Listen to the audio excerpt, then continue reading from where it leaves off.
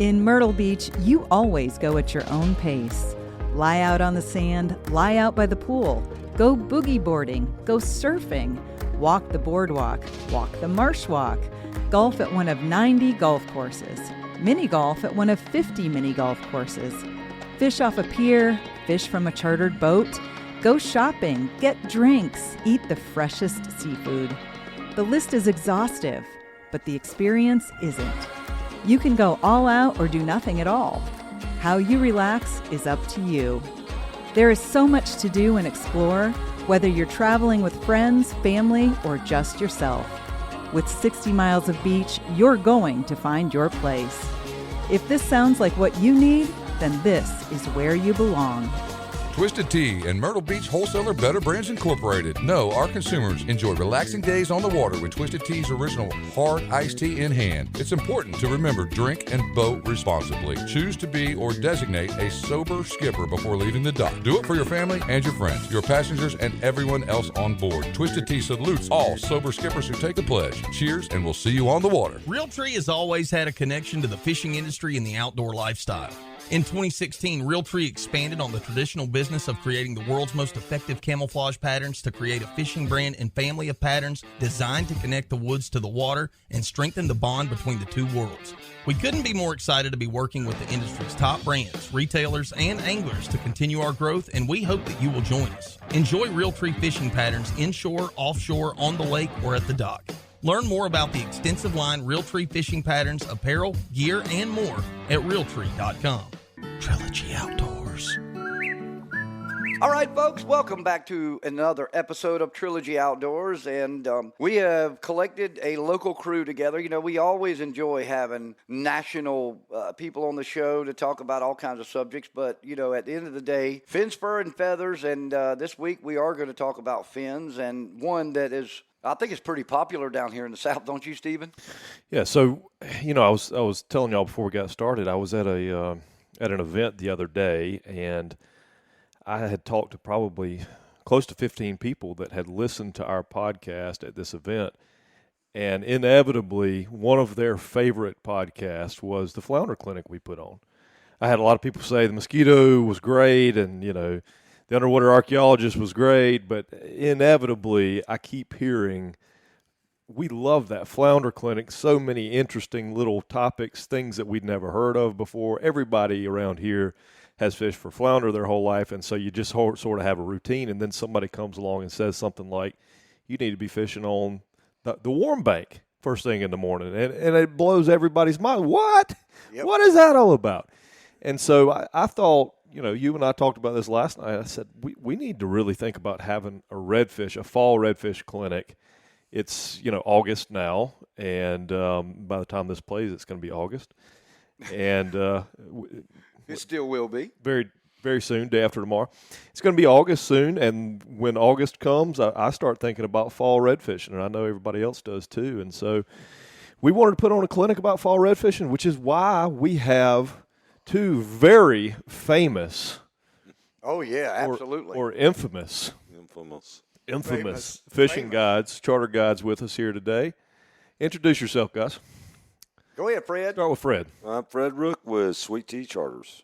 And Sweet Tea Charters, I have had the pleasure of fishing with many times over the last, I think right now, probably around 12 years, including 3 experiences of getting out on the flats and chasing tailing reds. And I'm just going to tell you, I know Fred looked at me and was like, look at this kid. I mean, I had so much fun all 3 times, whether, I mean, we came tight or not. It was, I think, more the experience, being out there, getting to, I mean, truly hunt for a fish. What I felt like was hunting. Let me tell you something. If you've never walked a flat for a tailing redfish, you're missing an experience. There's lots of different kinds of fishing, but if you've never walked a flat for a redfish, with a fly rod or spinning rod, I don't care how you do it, but just chasing them with their tails out of the water and watching them, it's a whole different experience. Yeah, let's talk about Sweet Tea Charters real quick. You've been in business for, God, how many years? Come on. It's 16. 16 years out of Georgetown.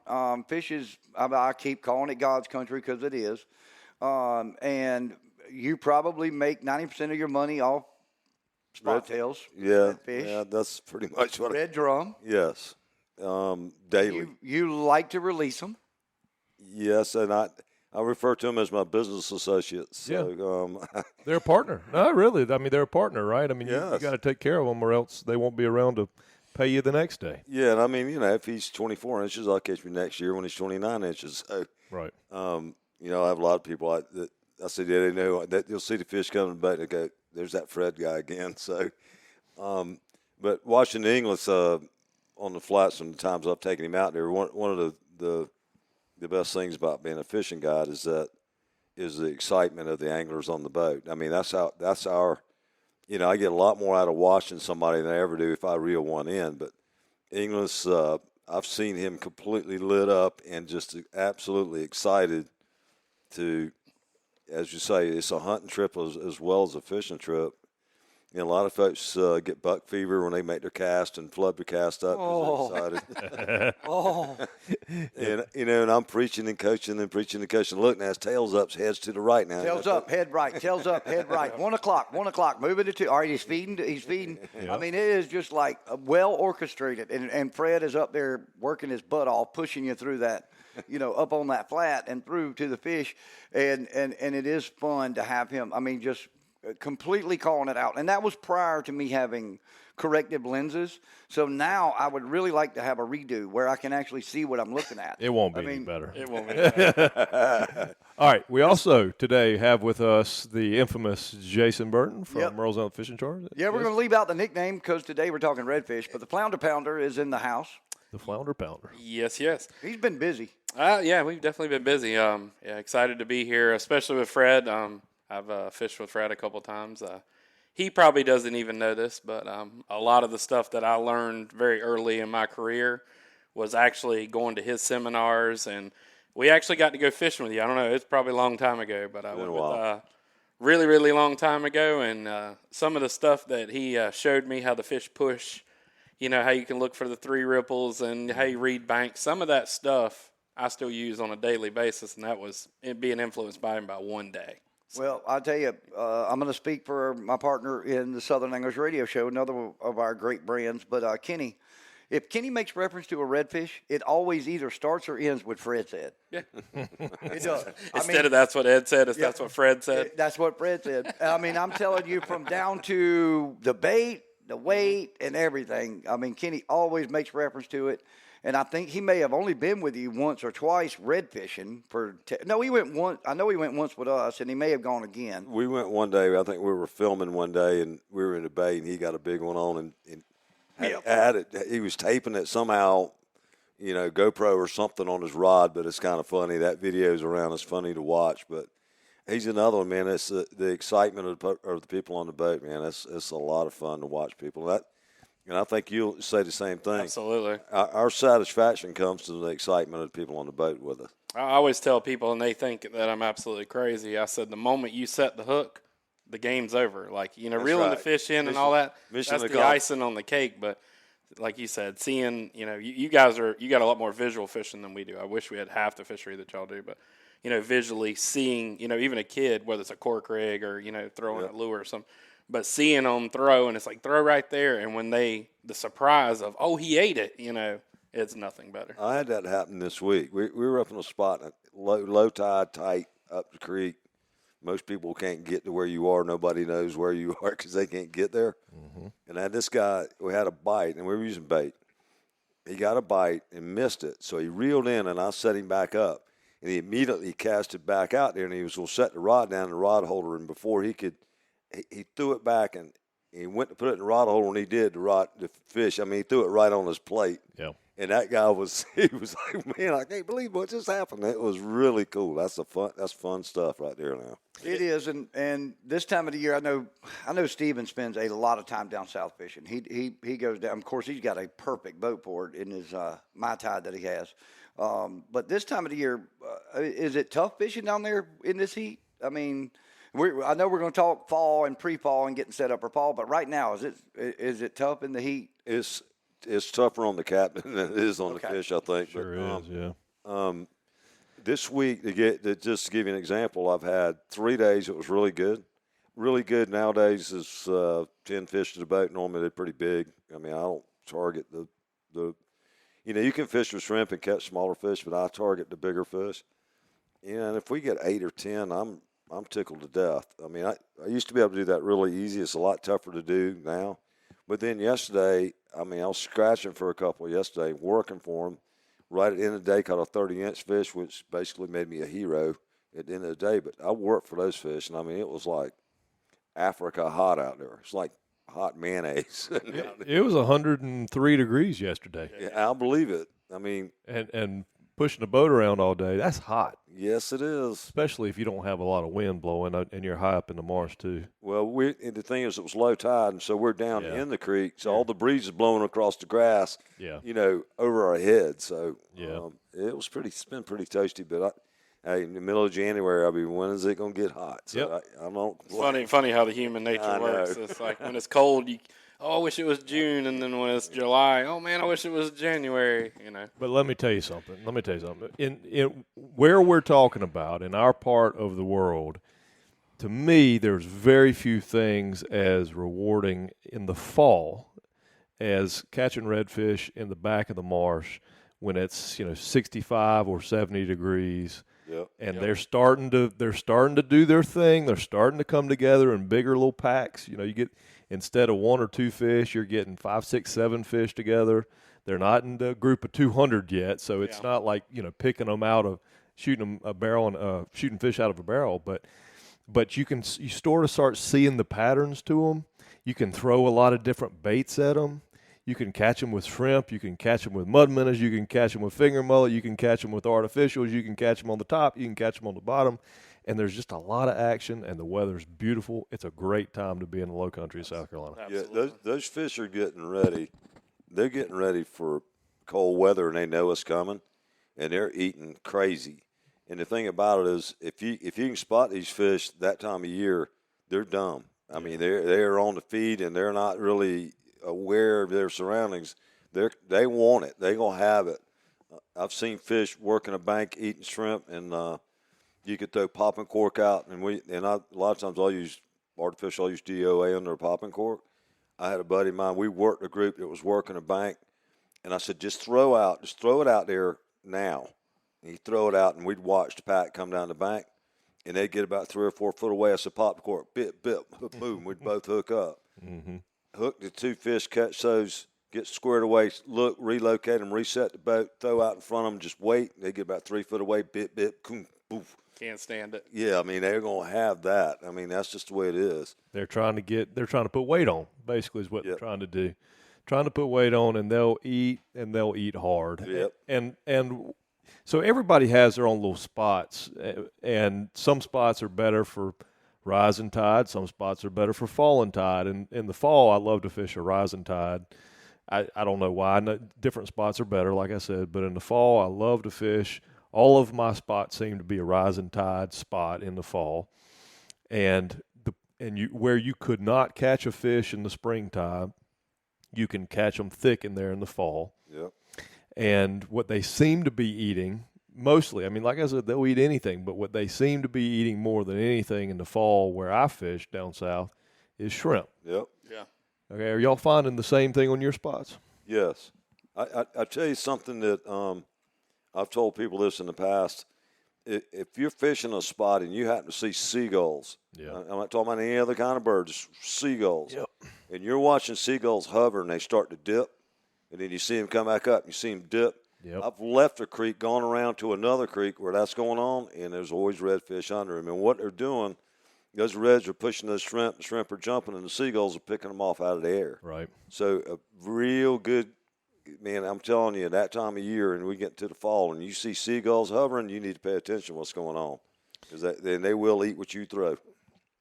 Now, Fred, you're fishing mostly Georgetown. Do you run south to McClellanville at all, or Allendale? I actually knew McClellanville before I knew North Inlet and, the Bay Area. Yeah. It's just the physical limitations of going all that way, but all that Cowpen area and Horsehead Creek and, all that, Oyster Bay, that area, all the way from McClellanville, from the village all the way out, to the government dock and all that area. I know that area well, but I don't go there much anymore simply because it's just the effort to get there. So I had a house on Bulls Bay, which, you know, is the southern side of where you're talking about. And I fished all of that stuff, McClellanville and Allendale.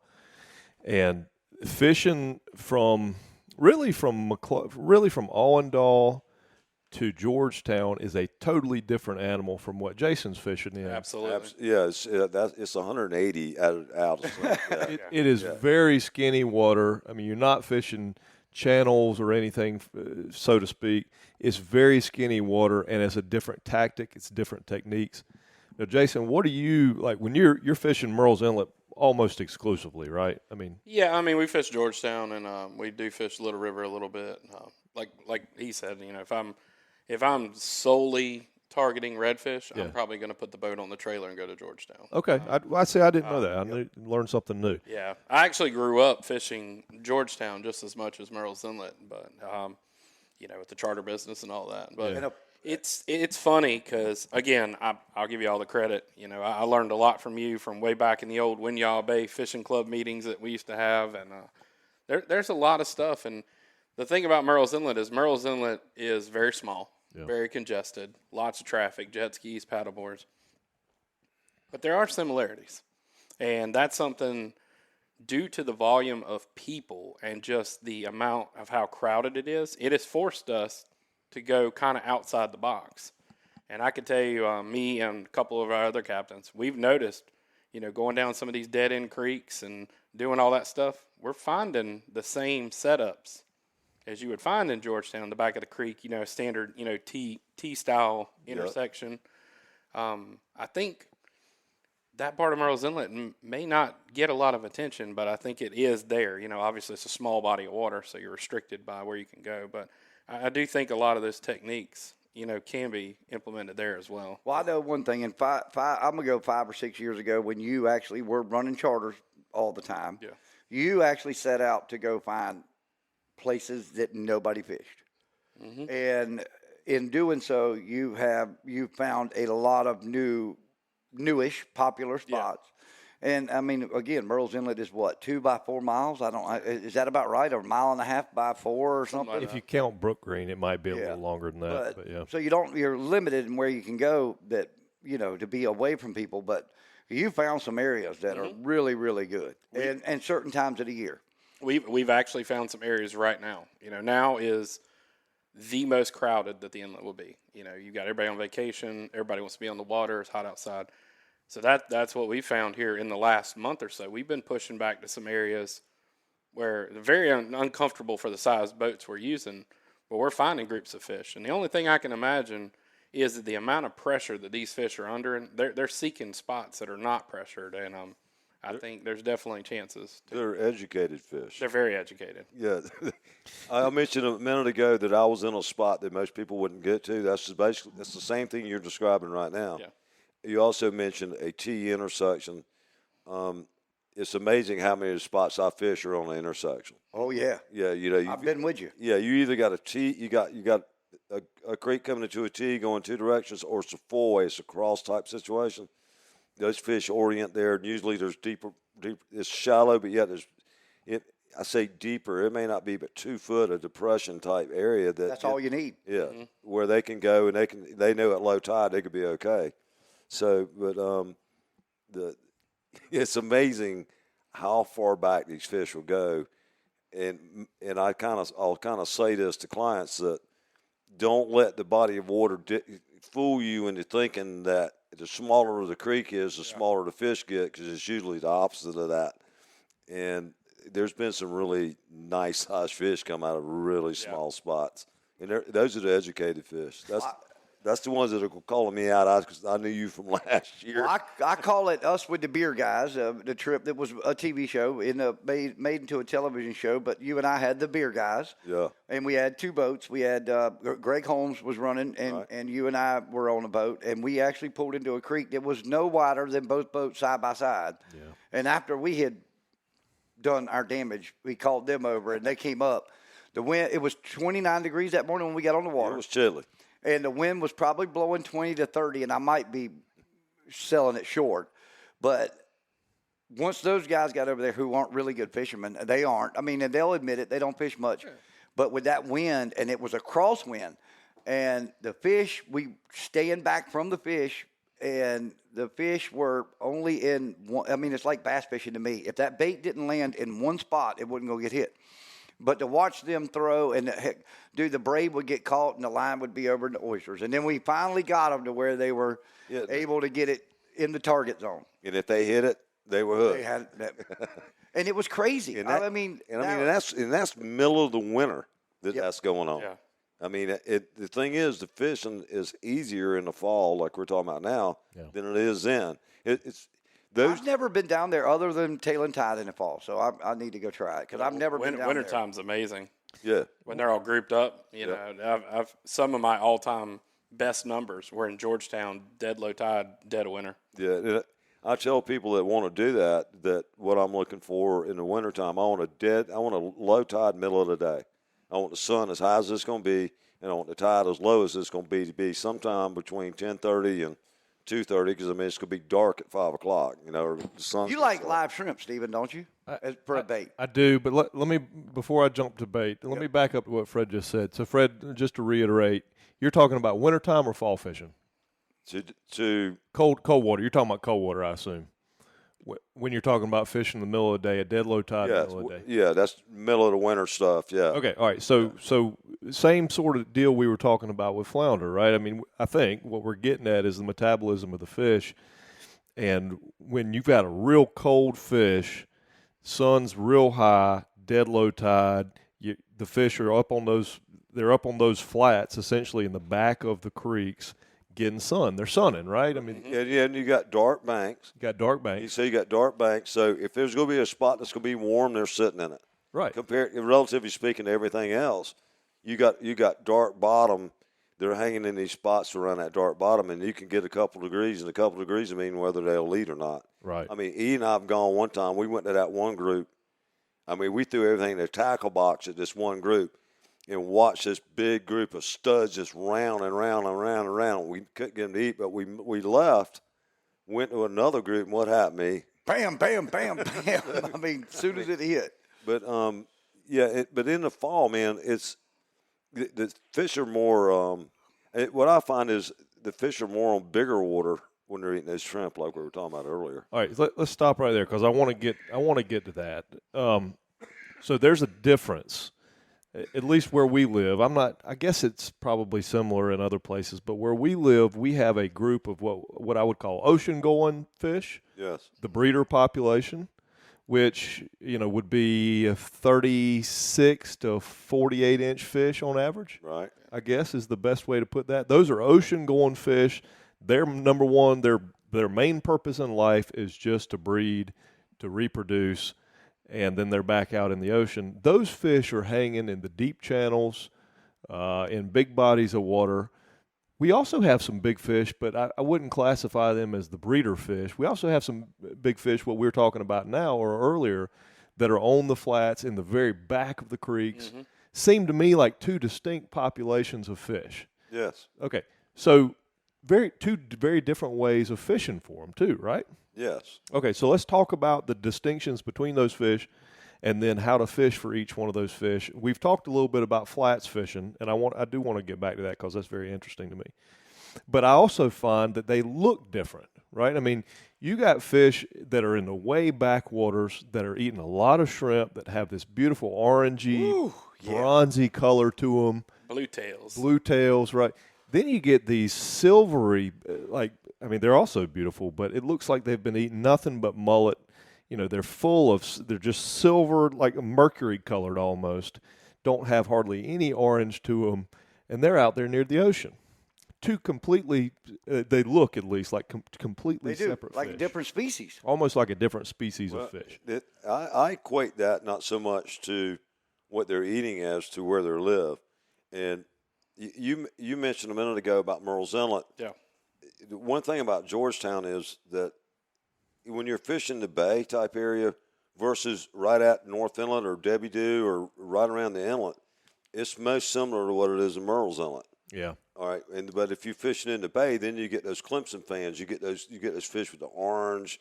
they're gold. But what I notice is that the fish over by the inlet, generally speaking, there's exceptions. Every time there's an exception, but the fish that are over by the inlet are that silvery, white, mercury-looking fish, and then the ones in the bay are always that gold and dark. But if you put them in the water, like if I'm going to release that fish, when I put him in the water, he's the exact same color as that water. Yeah. In other words, he's perfectly camoed, and when you slide him back in, I'll be paddling him. He's the exact same color as what you're putting him back into. So I've always been curious about this because I think the same. I think the fish in Merle's Inlet are more silver than the fish in Georgetown in general. But that water's generally green. And I think clear water. Yeah, you don't have any fresh water or brackish water really to speak of in Merle's Inlet. Right. It's an inlet. It's not a river. Right, I mean Georgetown has got that fresh water, brackish water mixing into it, turns dark real fast. Yep. You got that beautiful, clear, clean water, which everybody equates more with flounder in Merle's Inlet than they do with redfish. And so I've always wondered, is it truly the water? I mean, are they camouflaging themselves? Is that a natural occurrence, or is it that they're eating more? They're eating more stuff that has color to them, like shrimp. I think there's a lot of guys catch a lot of fish up like Sandpit River, which is a dead-end river. I mean, It runs about 20 miles. Yep. Those fish will come out of there as pretty as you ever want to see. Yeah. But they're coming basically out of brackish, almost the fresh side of the water.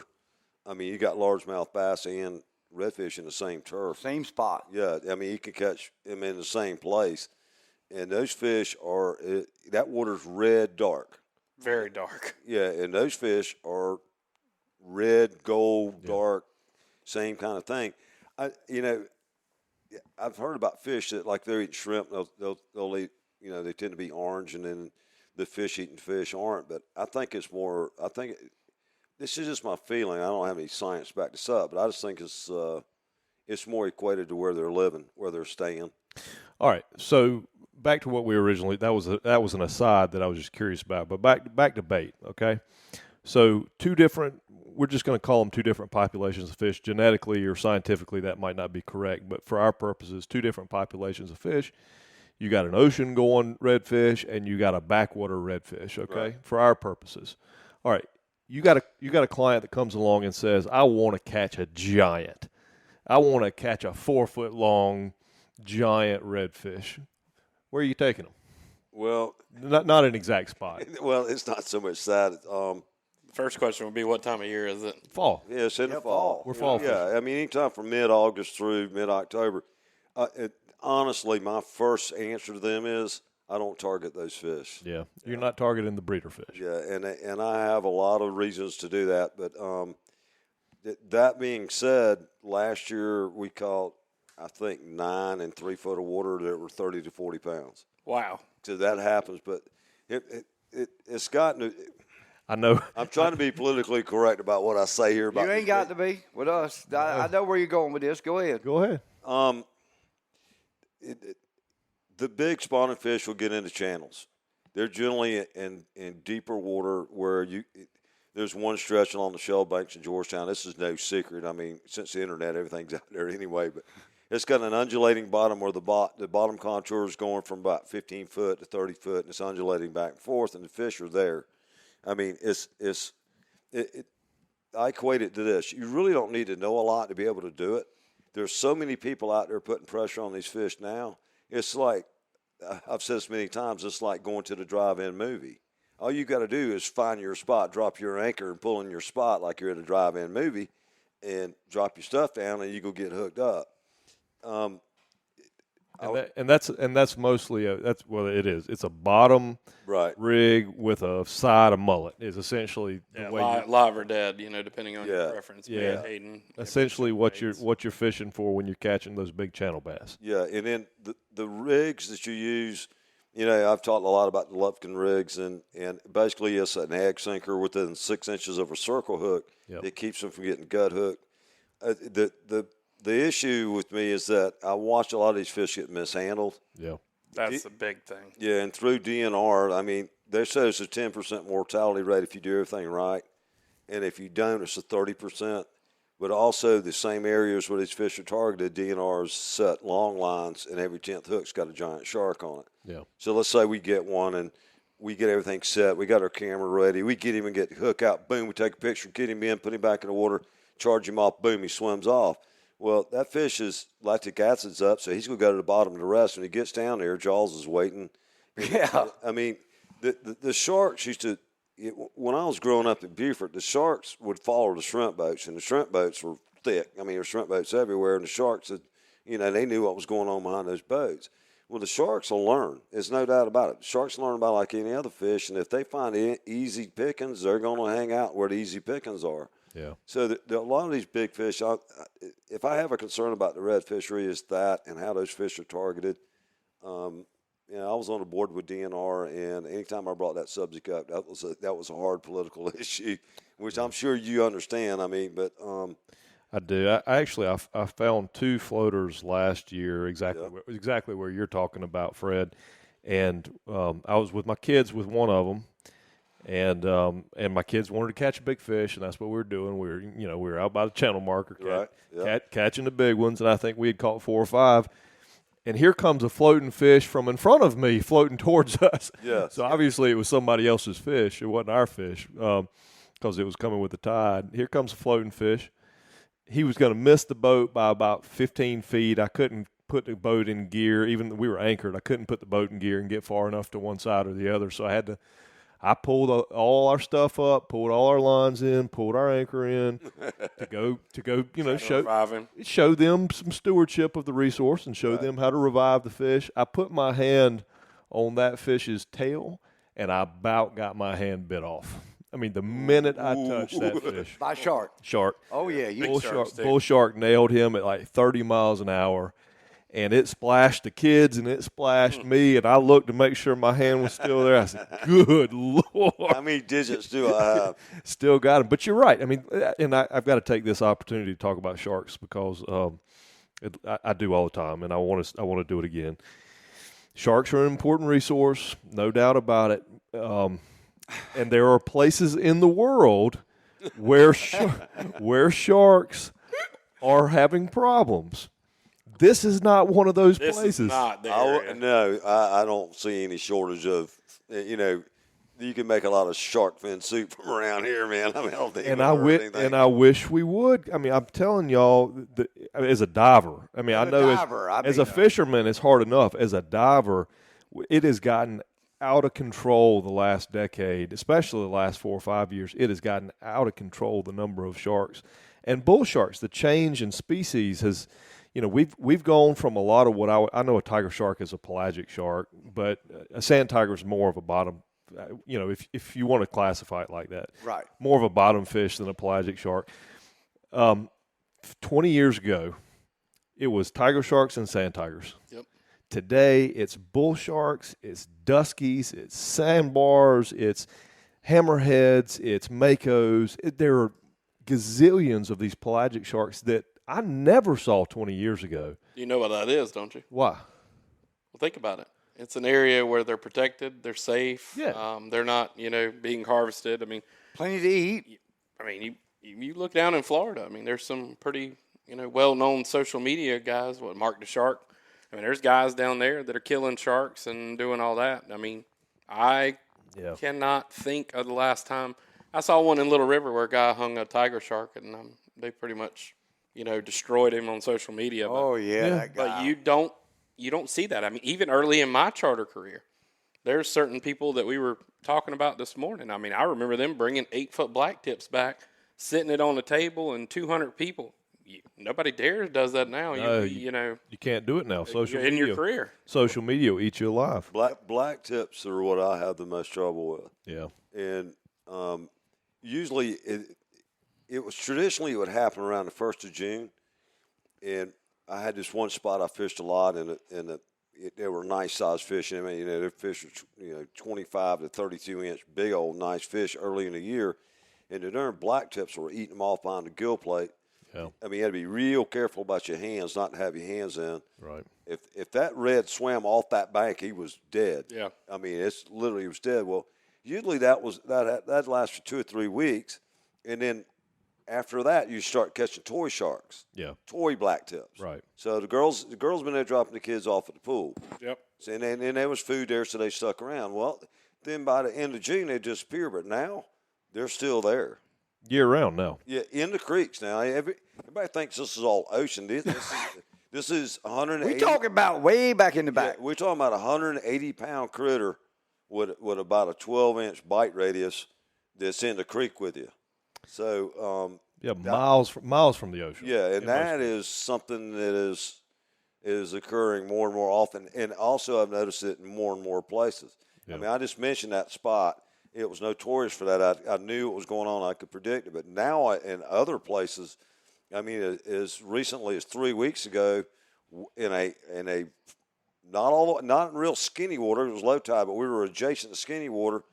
I mean, it was a smaller fish, and I was just going to leader him. By the time I went to grab the leader, all I saw was a swirl. Mm. Yeah. I mean, I never even saw the shark. That's scary. Yeah, and I mean, this is in July, so and I get guys that are in contact with me telling me these sharks are eating them up too. So the sharks have learned. I'm telling you, the sharks are learning where to eat. Where to eat. And the more pressure we put in the resource, the more they learn where to go eat. Yeah. Yeah. I agree with Steve, and I do want to say two different things. You know, Stephen was talking about all the sharks diving now. There's two things he's got to worry about: getting eaten by sharks and getting eaten by red snappers. Yeah, because in 2 years, the red snappers will be as big as him out there. Those endangered red snappers. Yep. Off the South Carolina coast. Yeah, protected, not endangered. I was told protected. The sharks haven't all gone out there. It's like a buffet every day of the week. I know, right? Yeah. I know. But the bull sharks, I mean, I took Stephen diving. We've talked about the trip several times. Stephen had run in with a bull shark. We lost quite a few fish to bull shark that day. And then last two times that I have gone bottom fishing in 100 to 120 foot of water, both times we have ended up spending an hour with what ended up being I'm going to say 300 to 400 pound bull shark that we fought, got it in a boat both times. Yeah. And I don't remember how many bull sharks I've caught in the last 16 years, but not even I don't think it's two. It makes you wonder if they're related. You know, we've got this abundant of red snappers that are very large fish, which are blowing up because of regulations.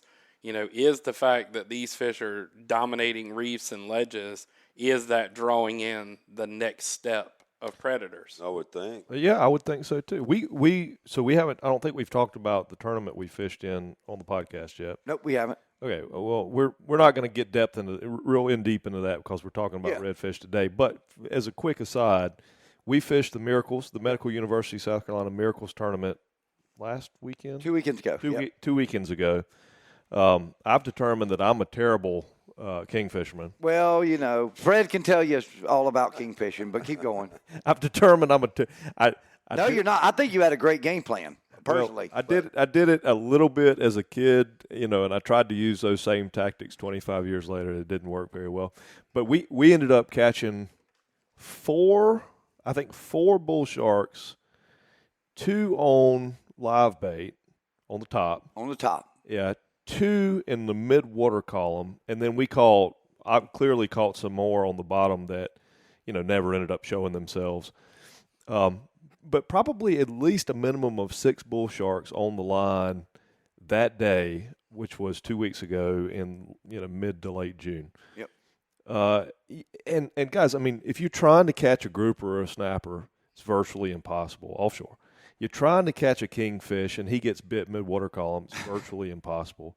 And now here we are sitting around talking about redfish and how, you know, in certain places in creeks here in South Carolina, you can't get a redfish out of the water without getting in 2 and 3 foot of water. In 2 and 3 foot of water. Sounds like it's good to be a shark right now. It's a great way to make a living. Yeah. I tell you, I mean, I know we got to talk redfish, but sheep's head fishing became unenjoyable for me because I was losing every other fish to sharks, and I know they were bull sharks. At the end of the day, I mean, we never really got an eye on but 2 of them, but it had to have been bull sharks. As fast as they were, the way they were coming in. But it was like every third fish you might as well just cut the line You're not getting it in. So, I mean, I've quit going down there. It's just no fun. You talking about fishing the jetties Yeah, in, for sheepshead. in Georgetown for sheepshead? Well, the shark, the great white that's got a name that they track. Mary Lee. Really. That shark, I've watched that shark go to locations where I know the spawning redfish live. Right. I've seen the fish there. I've seen those fish there with a giant hammerhead moving them up to the surface, so I know where those fish are. And that's exactly where she goes in the winter. So those fish are out there and they're half lethargic and cold. The ocean gets down chilly and they're getting slow. Guess where the great white's hanging out? Well, I can tell you one thing. I have, you know what I'm talking about.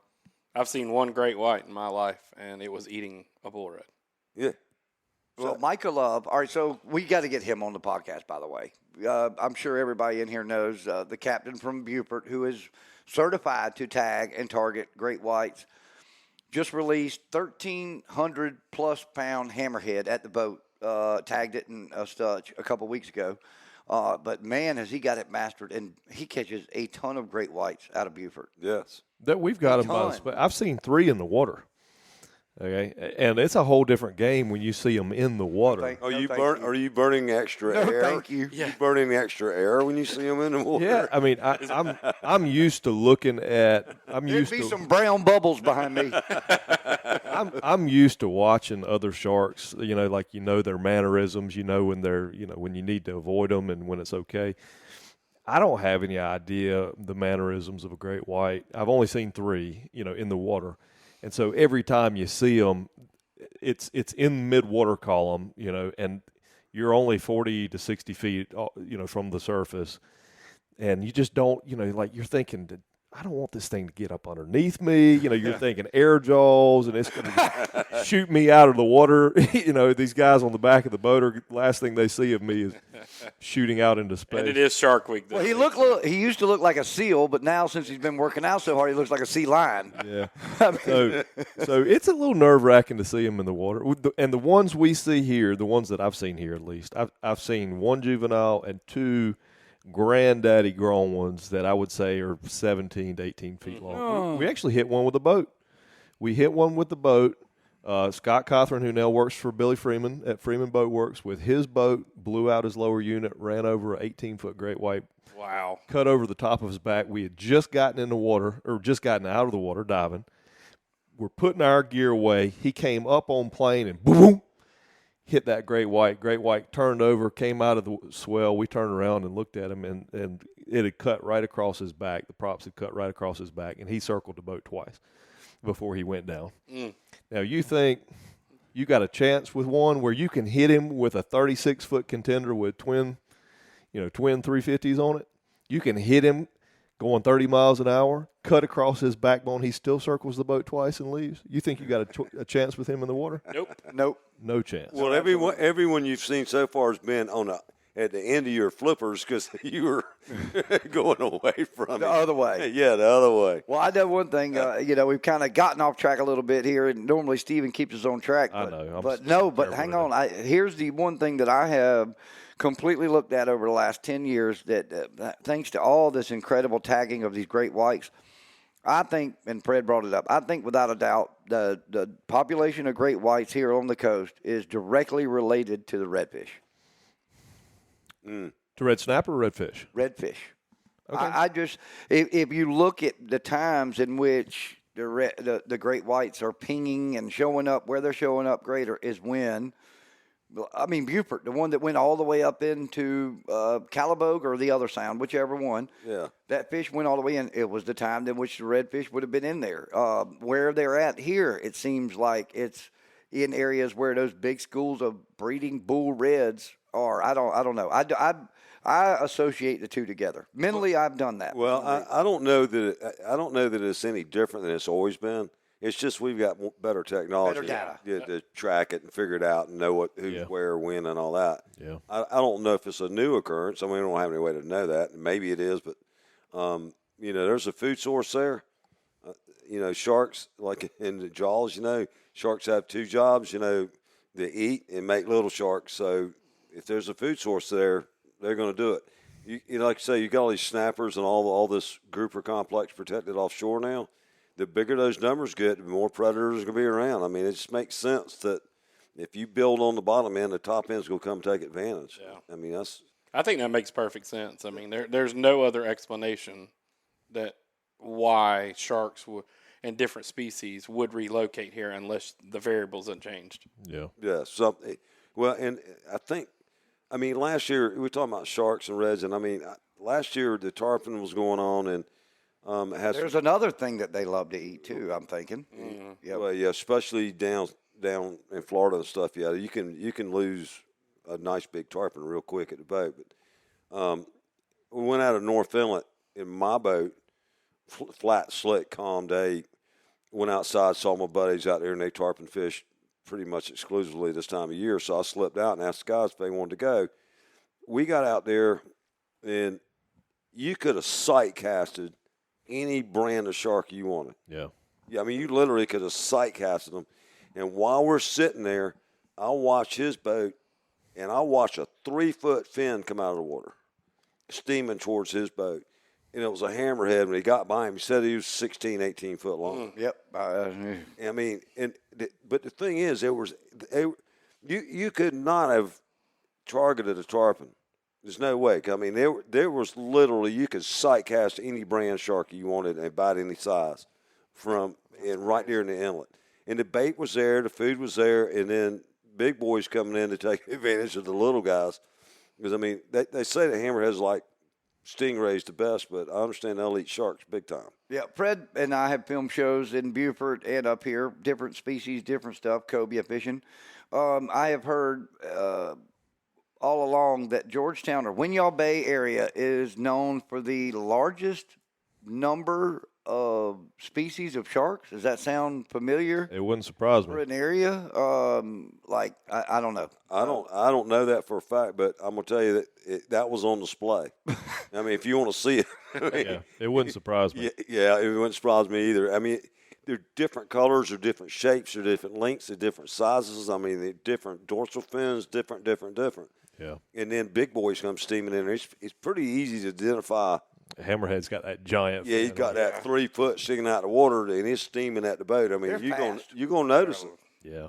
Yep. I saw a hammerhead in the water.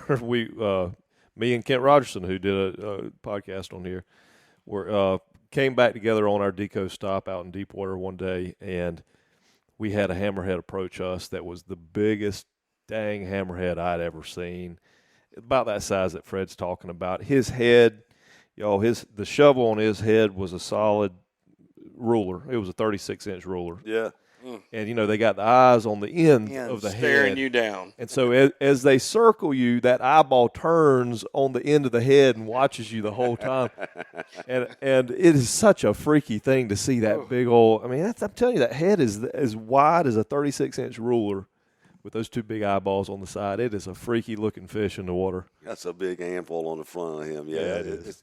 And then he's got – I don't know how I learned this term, but I always teach this to kids that the little sensor shark has the Ampullae of Lorenzini, and how I ever remembered that, I don't know. But I show kids all the time. You get a little shark, and I'll show them around. But the same place where we're seeing these sharks out there at the inlet, it's also a lot of shoals there, which is all the renourishment off of WD Beach, which is now shoals out of the inlet. Yeah. The reds go up on those shoals, and these, I mean, the predators are there. I mean, they're definitely there. So I think we're having a huge impact on the numbers of reds we have, but I also think the predators are increasing as well, which is the sharks and stuff. Yeah. That's why we're talking about it. But do you ever see sharks get up on the flats and chase them? Well, they'll be all over that area, especially at high tide, but it's not anymore than about 3 foot deep. Yeah. They get sloppy and stuff. It's kind of dicey to get up here, and I'll take your boat and we'll go. Let's go. He's got one for it. Oh, I got a brand new toy I've been building just for that. He's got one for it. Well, let's go back to the redfish, and Stephen was going, starting with the bait, his question, or talking about his preference of shrimp, and I asked about the live shrimp versus dead shrimp. But what is your best bait to use? What do you have most luck with in the fall? getting out there. If you're going to do live, I mean, we'll talk artificial also, but live bait. You could. What I don't like about shrimp is everybody likes shrimp. Yep. That's it, about disadvantage of shrimp. Yeah. A mullet's a much hardier bait. They're easier to keep alive. They're readily available. I use it a lot because it's easy. Yep. You know, I don't have to throw the net all day. I mean, I can go out there and basically throw the net, 5-foot net, 2 or 3 times and have more than I'm gonna need. If shrimp are really thick, I don't think I won't use them, but I want them bigger. You know, You want the big eating shrimp. Yeah, I want something I would eat for dinner if I Yeah. don't use them all. I want a bigger one that's got a little more defense. Yeah, I'm the same way. Yeah, because the smaller ones, just everything. Everything will eat them. Yeah, everybody likes shrimp. Yep. Pinfish, croaker. And they'll eat the legs off of them, and the yellow perch will pick on them, and the pinfish, and you can't keep them out there for 30 seconds. Well, that's where the mullets come in. But I'm gonna tell you, and I've had clients say this to me: wouldn't we do better if we had live bait out there? And so cut bait for redfish is just as effective as a live bait any day of the week. Yep, I think so too. Yeah, one's using a smell, one's using a lateral line. They're feeling him, seeing him. And I've had people go, man, well, don't you think a live bait would be better? I said, so I'll set 2 and 2 out. I'll set 2 rods out with live bait, we'll set 2 with cut bait. And I'll go, okay, what did he eat? And it's, Yep. it's about 75% of the time it's cut. Yep. Yeah. Yeah. Well, the other thing, the education that I've gotten with Fred down there is the fact that we would pull up to a spot, he'd anchor up, and the way I red fish is I try to catch them moving from one spot to the other. In other words, I anchor up and I'll throw out some lines and wait on them. I know that school at some point in time is going to swim by, and I try to catch them that way. But with Fred, we pulled up to a certain spot, and Fred's first cast, I was like, dang, dude, what you trying to do, straighten your line out or something? He threw it 20 yards into the grass. I mean, we're not talking like a flat, so I'm talking tall grass. He threw it 20 yards and stuck it in the rod holder. And I'm like, what are you doing? He said, just wait. Yeah. And I'm telling you, that bite is one of the craziest because – first off, you see the rod bend over, but then you look and all the grass is woo, lay it over. Yeah. That was one that Kenny caught. Kenny got to reel that fish in. Yeah, because he had to work just to get him out front. Right. We had one this week, and the guys got him wrestling. The grass is laying over. And they're already can't figure this out. This doesn't make any sense. You know, your daddy always told you don't throw it in the grass. Yeah. So Fred's got them throwing them in the grass. And when they cast, it's always short. I said, nope. Reel it up. Do it again. I said, I want you to see that thing go in there. I want you to hear it plop and go in the water. And they'll cast again. It'll be short. Rewrite. I said, no, reel it in. I'm trying to get them to get it in the grass, So you're talking about like a mid-tide? On the higher ends. On the higher ends, Yeah. from mid to high. Right. On the rise. Yes. On the rise. And it'll work. Now, I've got some spots that's dropping tide. It's a dropping tide. Those fish, I don't know if they're coming out of the grass, way back, coming out front, or they're coming by. My feeling is at this spot, they're probably cruising. They're coming by. Yeah. But I'm still got it in the sparse grass along the edges is where the bait is. But and you find these fish are in the grass eating mostly like mollusks and crabs and fiddlers and shrimp and then there you go put a side of mullet in the grass, and that's something different. I've seen those fish in the grass. I'll refer to as a fat lady taking a bath. Yep. And they're splashing in there, and you can see water coming up out of the grass. Yep. And I'm thinking they're eating on mullets is what I'm thinking. Yeah, I was going to say that too. I mean, I know in Merle's Inlet on higher tides, we will actually be trying to catch mullet, and the mullet are so far in the grass you can't catch them, and then you'll turn around, you'll hear that patented explosion. You'll go, and it's the fish have bred them in there, right? Even last month, we've been dabbling. Every flood tide we try to, mimic Georgetown. They're still trying to August 10th, we've got 4 flats boats, Merle's Inlet. We're going to do it. All right, you got space for me? Yeah, let's go. Oh, cool. I want to go. I don't know nothing. I'm gonna be a client. We found some great areas. I'm gonna be a client. Come on. We found some great areas, snail grass, everything looks great. Minnows going across, fiddler crabs, little stone crabs. And when's the next flood? August 10th. August 10th. August 10th is a 5.64 at 7:30 at night. Wow. Perfect. Perfect scenario, right? That's high. Well, That's about right. So in August 10th, August 10th, it's what, about 9 o'clock at night? Is pitch black dark? yeah. Yep. Basically. 8:45 to 9. So You you'll should have have low light, flood conditions. You'll have a good solid hour to fish the flood tide, If not more. A little if not more. Yeah. Nice. Yeah. We'll get back we'll get back to the grass for a minute. One thing that y'all hear me talking about throwing it up in the grass. What's going on? I'm using a medium heavy rod, but I've got 40-pound braid on it, Yeah. and then I've got 40-pound fluorocarbon with an owner circle hook and a couple 16th ounce split shots. And you've seen it where I've used corks, the corks you can take on and off. I've got where I don't use them very often, but they're a good visual, like for kids. If you got corks, it's cork, disappears. Yep. I got to go rig some up right now. Yeah, but of course. It'll mark location where your bait is, so you know how things are kind of spread out. It's a good visual cue, but I'm fishing that stuff on 3,000 reels. So even if it's 40-pound line, it's not for the fish; it's where the fish is. But Yeah, so you got to rip him out of the grass over an oyster bank, and you need through a minefield, yeah. through a minefield. So you need a little heavier equipment to do that.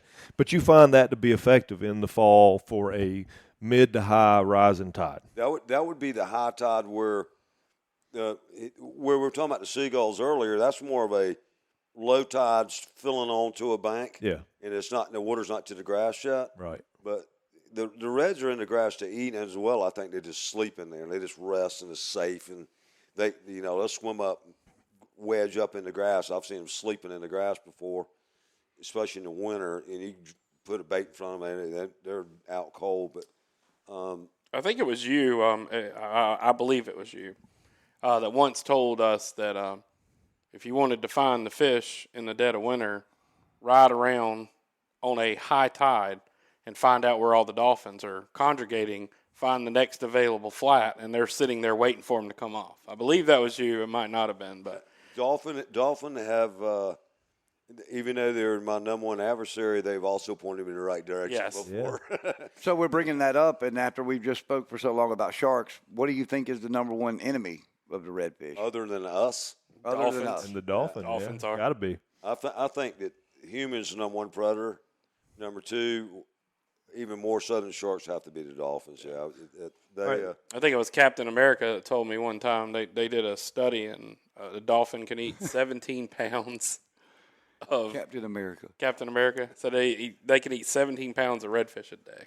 I understand a full-grown dolphin can eat 40 pounds of something every day. Wow. Well, that makes. I mean, a big bull dolphin. Well, bull. That's not I mean, the they're right way to put 800 that. pounds. Yeah. I mean, they're 600 to 800 pounds. That's a big old animal. Yeah, he's gonna eat. He got a big tummy. He's And they're smart. yeah. I mean, and the ones between here and McClellanville are pushing redfish on the flats all the time. Yeah. And then they wait them out. And they will wait 'em out. simply sit there. All right, so on the falling go tide. back and say it again though, because I want everybody to hear it and understand what you said. Explain it again with the dolphins. What we were talking about with Fred? Yeah. Yeah. I believe it was him. Basically, they were saying, you have the tabletop effect. Yeah. As the water goes on top of the table, the reds go into the grass. They're searching fiddler crabs and all that. Well, somehow or another, the dolphins know that they're there. And they're hanging there waiting. So you've got little creek mouths and little entrance and exit points. They know those. On ramps, yeah. On ramps. So what they're doing, like the interstate, they're sitting at the bottom of that on ramp, and they just simply wait until they run out of water, because they got two choices. They can die up on the flat, or they can take their chance with the dolphin, and you can use that. And Fred can vouch for it. You can use that to locate fish, but it can also ruin your bite, because we've gotten on bites before. Turn them off. Oh man, they come in there and it's just like you could see everything you've ever wanted, and nobody will touch. Oh yeah, it's just like shrimp. I mean, as soon as you shrimp, anybody that's been shrimping any amount of time in their life, when the dolphins show up, what happens to the shrimp? Yep. You're done. Well, They're gone. And the reds, my thinking, which I think is legit, is that the reds, if you're on a redfish bite, let's say you work in a group, you're getting them, and now the dolphins show up, those fish go from offense to defense. Yeah. So, I mean, they've been on offense, and they go eat everything you send out there, and now all of a sudden they're on defense trying to stay off the menu. Mm-hmm. They're not thinking about eating. Right. They're missing changes. So when we're talking about back to the dolphins again, I know I've reiterated this twice, but I want to do it again. Back to the dolphins. So when the dolphins are staging outside of a creek, we're talking about the falling tide, right? Because they're waiting on the fish to come out of the grass. Yes. So we're talking about the falling tide, which means those fish would normally be there on a rising tide waiting to stage into the grass, right? Yeah. Okay. So it doesn't necessarily mean you'll catch them on the rising or on the falling. You got to figure that out yourself. But you can just about guarantee them to be there on the rising tide if the dolphin are waiting on them on the falling tide. Yes, that I've seen them. The first time I ever went flats fishing in my life, by myself. I'd went with guides before, down at Beaufort and Charleston. I've been with Fred, a couple times. But I remember the first time we're riding, Google Earth in hand, trying to figure out, okay, there's 10 flats. How do we figure out? We're just randomly going to pick one. Yeah. And I will never forget this. We rode by, and there was 4 dolphins working a little bank. And I said, okay, well, there they are. Yeah. We pushed up on the flat, and there must have been 60 or 70 redfish on that flat. Yep. And they were all normal activity. We got up there, luckily enough, caught a few. That was an incoming tide.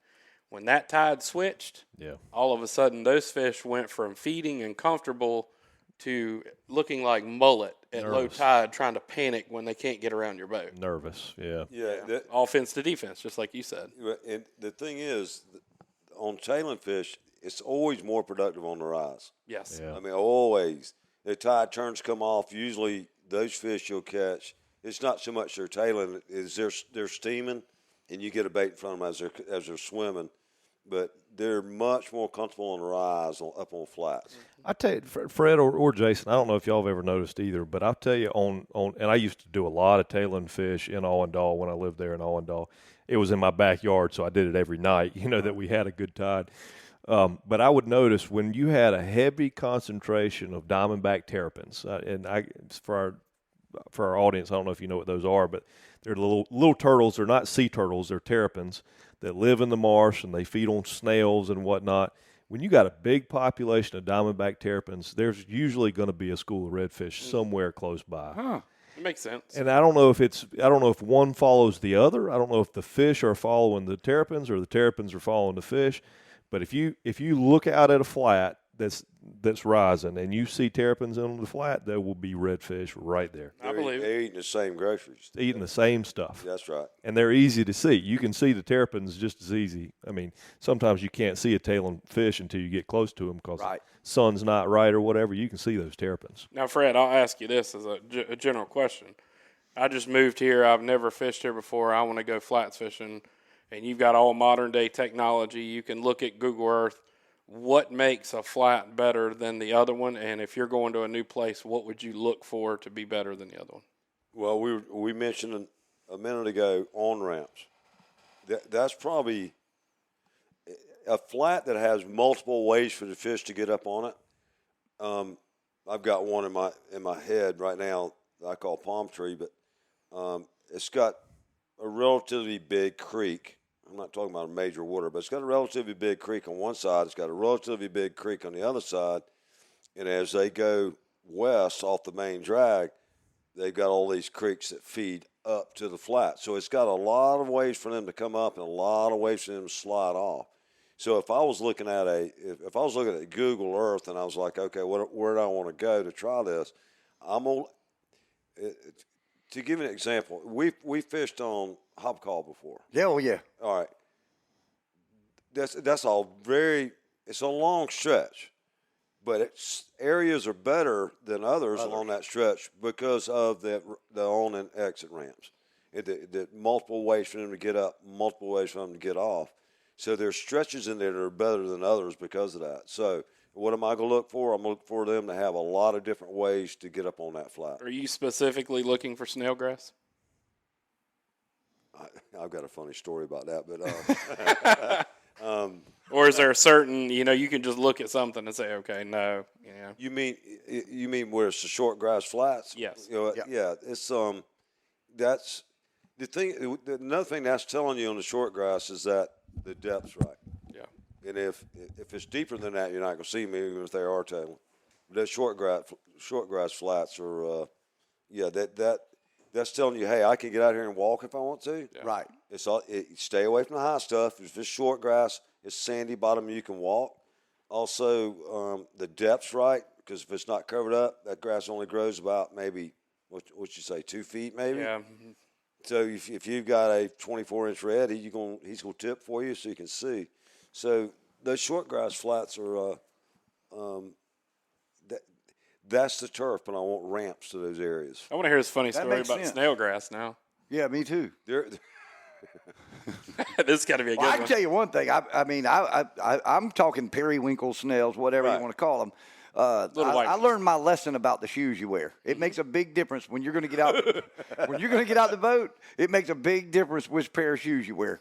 Chuck, what do you call them? Chuck Taylor. Chuck Taylors. Yep. Where you can tie them tight around Tie 'em your tight. ankle. Because let me tell you, if that son of a gun slips down in that shoe, forget about it, periwinkle. dude. You saw the pictures where we were goofing off on the flats. Oh, yeah.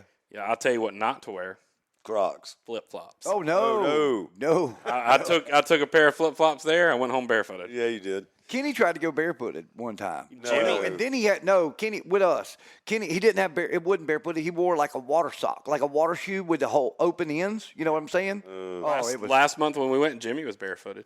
Oh no, I think he had a. Bad idea. Bad idea. forget about it. All right. Well, the story about the periwinkles. Yeah. There's a certain guy in Georgetown, name I won't mention, that in the bay there's this little grass island, and the grass island is generally high, but it was in the springtime, and it hadn't grown out yet. And he made a comment to me. He says, "Man, if you notice that the grass island, man, that thing doesn't have any grass on it anymore." Well, the reason it didn't have any grass on it is because it was short. Right. You know, it's springtime, it ain't growing yet. I said, I whispered to him, I said, "Look here, man, don't tell anybody." What? I said, "Man, that island's getting a little thick." So then my boys were young. You know, they're probably 7, 9 years God. old. I said, we went up and I had them collect a bucket full of periwinkles. Oh God. So I dropped them off on that island, and that's why there's no grass there, because they ate all the grass on the island. Hey, I threw the bait out of here. He took it, and I hooked him. So I never told him any different. Don't tell him anything different. Don't tell him anything different. That's awesome. All right. Well, listen. So this is definitely going to have to be a regular occurrence, Fred. We're going to need to get you back on, Jason. You know, you're always welcome here.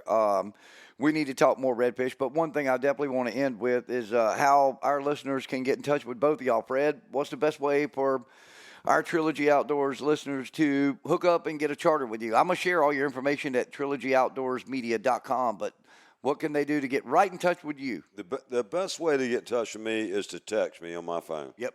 The reason is if I'm fishing or something, it'll stay on my phone until I get time. On my recording on my phone, you'll hear, "Hey, I'm catching a big redfish, and I'll get back to you this evening." The weak link in my organization is my secretary, who's doing the talking right now. Yep. The best way to communicate with me is to text me at 843-241-4767. I'm also on Facebook. It's got my contact stuff, but I am not a social media type guy. Yep. If you want to go fishing, let's talk fishing. You can text me or call me, and I'll get back in touch with you and book you a trip. Hey, I am not the social media guy. I don't know. I know that's the way nowadays, and I know I'll suffer because of it. But I'd rather go catch bait. There you go. I don't blame you. I don't blame you one bit, dude. There's so many negatives and positives to it. We all know that. MIFCFishingCharters.com. Yep. That would be our good buddy Jason here if you want to come do it. But I can tell you, and I think Jason will speak with me, and you can do yourself justice by booking a trip for the fall. Come down with Fred. Come enjoy the beautiful South End, Georgetown, North Inlet, Winyah Bay area. It is incredible down there. We do live in God's country here. We do have access to some of the most beautiful waters around, but I think, you do yourself injustice if you don't get down and enjoy what we offer here. I think if you get in touch with Fred, he'll put you on those fish. And any parting words from you, my partner? Well, thank y'all. Appreciate it very much for you joining me. And Thank you for having us. And Captain E. I thought it was very informative. Absolutely. I told him we need to not make it. We need to do this again without a doubt. Fred, you got an open mic with us anytime. And hang on a minute. Let's get a suggestion from these two guys. all right. Flounder Clinic went over very well. Absolutely. I think Redfish Clinic will go over very well. What should we do next? What do y'all want to talk about? I'll be honest. I want a suggestion from them, but I do want to throw this out there. Okay. I want to talk tarpon. I think we should do a tarpon too. I think tarpon would be. I think that'd be fun. I want to talk tarpon. I know you target it with you go out with the kids. Y'all hooked them and you caught them.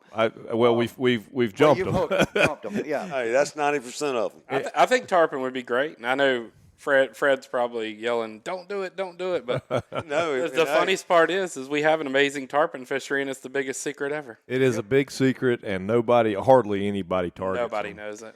And I tell you, I've done it with the kids. I bet you I have tried it 20 or 25 times now with the kids. Me and two little kids in the boat trying to catch a tarpon, trying to maneuver over the jetties, trying to keep them out of the mouth of the sharks, trying to keep the kids in the boat. It is a real challenge to do. And I bet we've probably jumped but 15 or 16 you're catching fish. them in other spots too. So don't just sound like it's there because I got video and pictures last year. The spot where we caught the one you're talking about last year. Yeah. I can guarantee you is where Fred's talking about catching 30-pound redfish in 2 foot of water.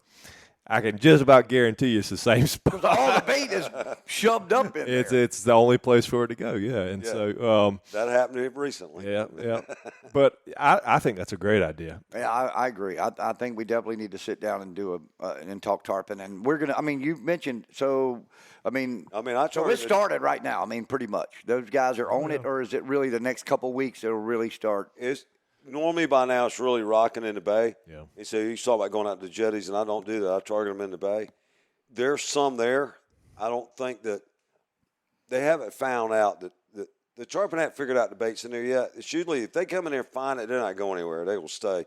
Right. Yesterday I stopped and watched for them for a little bit because I'm not seeing enough for me to dedicate hours to doing it in the bay yet. Yeah. But I saw 3. I mean, the guys were fishing for them, and they were throwing rubber baits to them, and I watched 3 of them roll. But they're not in there as thick as has in the past. I think it's just a matter of they just hadn't followed the school of menhaden in the channel. A lot of times they'll run in on the channel on the menhaden, and then they find a bay, and they just don't leave. Right. They just hang out and stay there. And then you don't have to get out in the ocean to do it. You seen any fish on either side of the bay, if you know what I mean? Normally, right now, and it's no secret, okay, but right now, the fish are at Fraser Point. Uh-huh. Well, Fraser Point's in the river. Yep. That's where they are at high tide. From Fraser Point, which is the point in Hopgolf, back to Georgetown, you can walk on the bay. I mean, mullets, it's literally everywhere. Yeah. Good sized mullet too, I'm guessing, right? Or fingers, okay. And then Deepwater Creek, which is feeding between the 2 bays, that tends to be a lower tide setup. Right. And, they're around. And the thing about tarpon fishing, you can be out there. If somebody gets one hooked up, everybody's enjoying it. Yeah. You know what I mean? It's a group effort. Yeah, everybody's like, man, I hope you get one. I hope just one of y'all get hooked up, put the show on, 'cause the show's really cool. The first fish, for Jason's purpose, first tarpon I ever caught was in Merle's Inlet. I was 14 years old in a 14 or a 15-foot John boat, sitting at the jetty rock, trying to catch a shark for no good reason other than to impress a girl that I was with. And on a wired leader, on a side of mullet, just outside the jetty at the red marker buoy, and caught that stupid tarpon. And as many times as easy it is to throw a tarpon off or for a tarpon to jump off, I could not get rid of that fish. He jumped over that boat and over that boat and over that boat and tied up in the anchor line. Didn't matter what he did or what I did, he would not break off. And finally got that stupid fish to the boat. Didn't have any at 14 years old, living in Murrells Inlet. Never had no idea what that. I mean, What do I do with that? what is that? That's the biggest shad I've ever That's a seen. big old mullet. They do look like a shad. or a big mullet. But or, the or funniest shad. thing about that is in all fishing, hunting, whatever it is, history repeats itself. Yeah. We know a young lady, Sarah Bryson, who was fishing the tip of the jetties. She just relived her story. Yep. It's really Steel leader, Shark fishing. trying to catch a shark. Yeah. Had younger guys on the boat. Hooks a 130-pound tarpon and will forever have that story. Nice. Oh, yeah. They're around, and every now and then somebody gets dumb luck. See, that's the funny part. Like, I grew up without a boat, so we did a lot of pier fishing. Yeah. And we specifically did king mackerel fishing on the end of the pier. And they caught tarpon. And we had, like, Surfside Beach Pier, they had a club, and how you won the division was the most pounds of fish. So you could catch 105-pound fish, or you can catch one 500-pound fish. Right. It didn't matter. And I believe the person who won that yearly event was the person who landed a tarpon, and they've caught them, upwards almost 200 pounds off that pier, and it was a pretty common occurrence. Yeah. But it didn't get, this is pre-social media days. Right. Yep. It didn't get the attention. Yeah, there was quite a few caught last year and the year before off the surf and everything. You look at like Apache. You look at And it really wasn't a popular fish to catch. I mean, it was sort of like at least the way I remember it as a kid, it was sort of like a trash fish until it became a sport fish. Because you couldn't eat it. Yeah, you couldn't eat it. Right. I mean, Why you want to catch him? You can't eat him. Right. That's right. Right. that fish became glorified because of television. Yeah, and now it's it's a very popular fish to catch. All right, well, we'll finish this up and get out of here, folks. I can't thank these two enough for coming and spending the time with us. And you can catch Fred monthly now in Trilogy Outdoors magazine with his article, The Fish Whisperer. I titled it that, by the way. And you can also catch the Flounder Pounder on Saturday mornings on quite a few occasions on the Southern Anglers Radio Show on the Gator 107.9, another one of our brands. But you can always find out what's happening if you'll go to TrilogyOutdoorsMedia.com and catch up with everything. Fred, I think we need to go do some video content.